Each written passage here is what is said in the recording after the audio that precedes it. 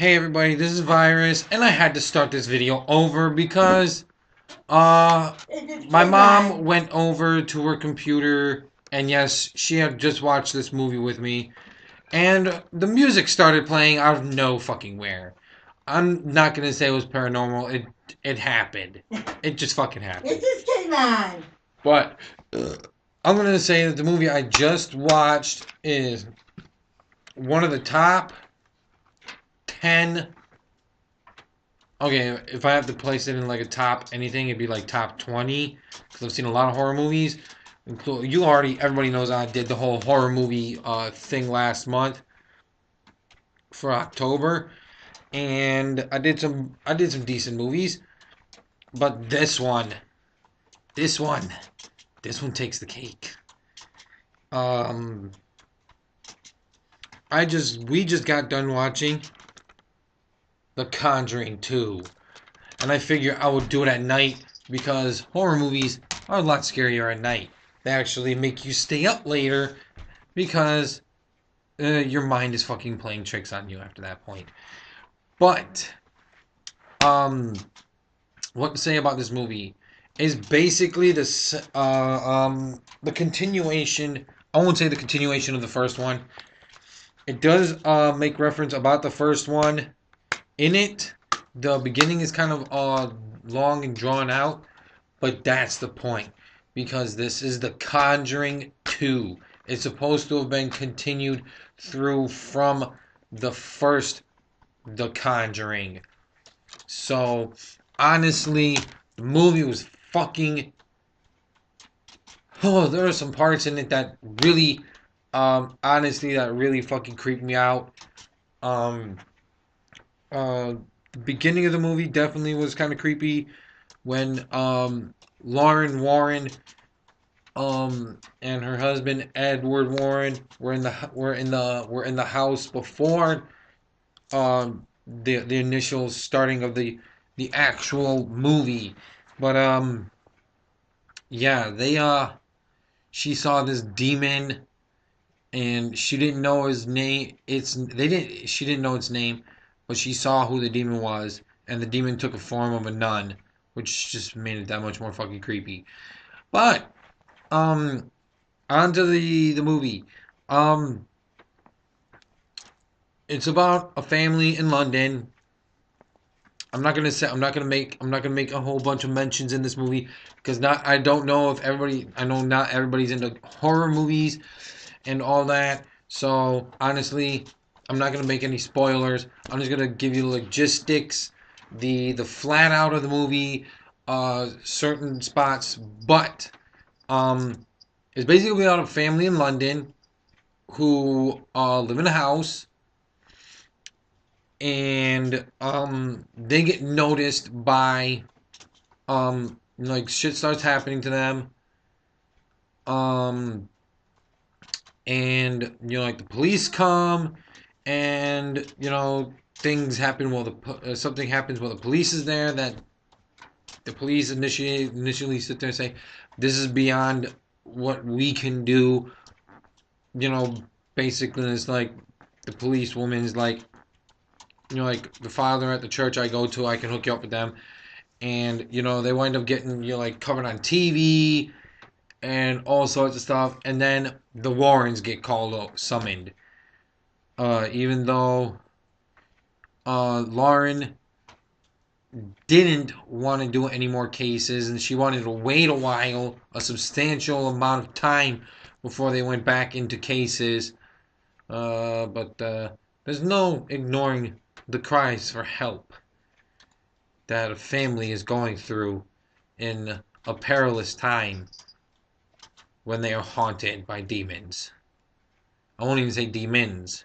A demon that was controlling a guy who had died in the house where the family lives. Probably the only spoiler I should have said. I should have just put spoilers up. Um, I'll just write it in the description below. Um, but there was a guy who died in the house. You're like, if I'm correctly, 40 years before the family had moved in? Yeah, 40 years. Oh, yeah, 40 years. and like now the family lives there, and they're going through some shit, and their daughter, the um one of the two daughters, or the four kids, 'cause two boys, two girls, and the younger daughter is seeing the guy who had died there, and he's sitting there telling her all this stuff. I'm not gonna say what, because not everybody has fucking seen this movie yet. And basically, it's like they come to find out if it's real or if it's a hoax. And if it's real, they stay in hell. If it's a hoax, they bounce the fuck out, basically. And they get some footage from a camera. This is fast forwarding a little bit farther into the movie, way far into the movie. But they review this footage that this woman who's I don't know what the fuck she is. I don't know what her speciality is. I don't remember. She seems like a real bitch. You're like, oh, I don't believe that anybody could really be blah blah blah blah blah and all this other horse shit. She's one of those. She's into the field, but you're like, she needs hard facts. You know, like in order to help anybody, and the logistics. But yeah, the Warrens were on a TV show back in America before they went to London, and basically were ridiculed on television by some douchebag who's basically like this woman in London. He criticizes the fact that everybody's just faking it. Like, but he's in that particular field of the paranormal, but he thinks that most people are just faking it just to get attention and get on TV and on the news and all that shit. Honestly, I believe in the paranormal. If you got the evidence to back up the fact that you're being physically haunted and harmed by these spirits or demons, then you got yourself a genuine fucking haunting. Um, Essentially, like by the end of the movie, uh, they're on the train, they're leaving after they've seen the footage of this little girl faking an event, and then it goes back to the house, and they're on the train. It goes back to the house, and she's like, "Well, I had to fake the event because he told me if I didn't fake the event, I had to fake the event to make them leave." Basically, it's like, I don't want them here. Get them the fuck out of here, or I'm gonna kill your family. Is basically what he told her. And then he went back. They went back and reviewed the audio and couldn't make out what. I'll just tell you that the spirit's name is Bill. That's it. All you know. And that his message, basically, when combined, it was saying, "Help me. Uh, it won't let me go." Basically, Bill was being controlled by the demon that Lauren had seen periodically a couple of times in the film. Once in the beginning of the movie when they were in the house, not the London house, the other house, and then again in the Warrens' house, in their house, back where they live. And in that scene, she had wrote down the demon's name. But at the end, she winds up saving her husband, and the husband, Ed saves the little girl from jumping out of the window to her doom onto a tree that was already existing right there on the property in front of the house where the window was, and had been struck by lightning, and just so conveniently uh, uh, sharpened up into a point, which was kind of the weird part. Did you notice that? Yeah. Is that the tree was struck by lightning, and when the tree fell, it seemed like the split part between the top of the tree and the bottom of the tree that had been where it had been struck had been so conveniently like turned into a point where you can like basically fall onto it and just die.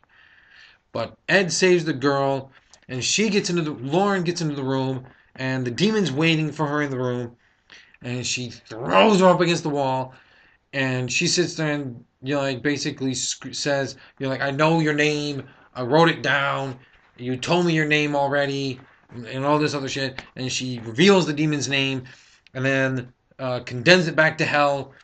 And then she saves him just in the nick of time, just as the last hook on the curtain breaks, and that is it. Basically, the family's free now, and all that other horseshit. Um, I'm gonna give this movie. I'm gonna give this movie the wow factor. Not only just the wow factor, I'm also giving it like a badass kind of thing. It's really cool. It's a really good movie. It's an awesome movie. I'm giving it a 12 out of 10. Even though my scale is only up to 10, I'm giving it a 12 out of 10 because it is so worth watching. It is so worth watching. Literally, it is really, really worth watching. And watch this movie. Go to the library, take it out. Borrow it from a friend if they own it. This movie just came out this year. I don't exactly remember. I don't know when it came out of the theater, but go to your library, borrow, get it, or just fucking buy it for Christ's sake. Add it to your collection. Do that. I'm Virus. I'm out.